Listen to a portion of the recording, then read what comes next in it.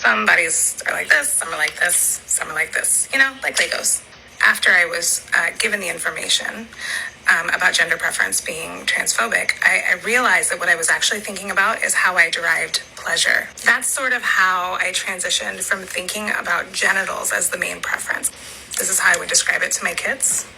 Hey, what level conversion therapy is it when they use Legos to demonstrate to children how to deconstruct genital preferences? If Stonewall has their way, this will be taught in every high school across every country as the main curriculum in their sex ed class. You said in your video that you were given the information that preferences are transphobic.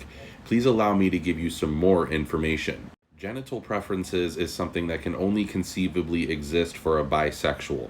When we're speaking in terms of homosexuality, homosexuality is not a preference. A preference is a choice.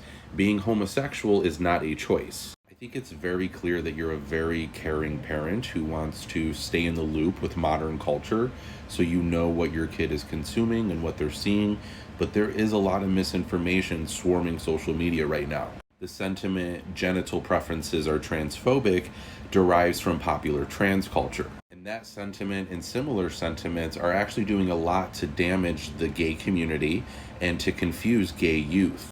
All people should be treated with respect and dignity, but we need to remember that gender is a social construct.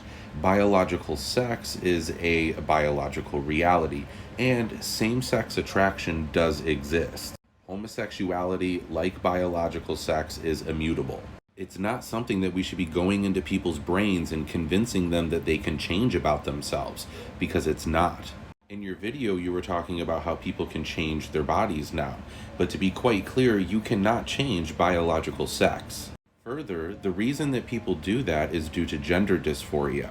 We need to be building resources for people with gender dysphoria so that they feel like medicalization and becoming a lifelong medical patient isn't the only solution to gender dysphoria. There's a lot that goes to all of this, so I just want you and everyone else to remember, like, the popular thing that you see on the internet might not be the case. So make sure to look into things for yourself.